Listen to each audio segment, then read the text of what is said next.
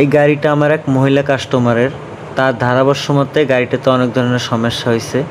সে আমাকে না পেয়ে অন্য জায়গা থেকে কাজ করানোর পর তার নাকি গাড়ির রোগ আরও বেড়ে গেছে, এখন আর স্টার্টই দিতে পারে না।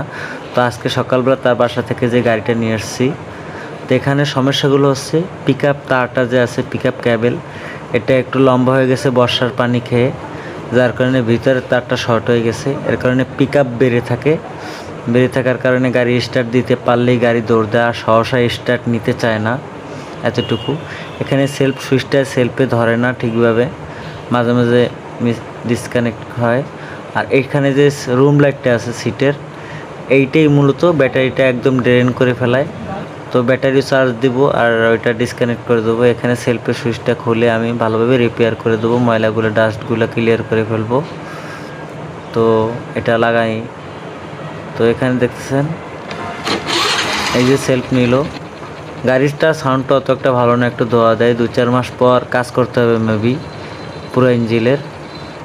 তো এসে গাড়ি রাত হয়ে গেছে অনেক, কালকে সকালবেলা গাড়ি ডেলিভারি দিয়ে দেবো।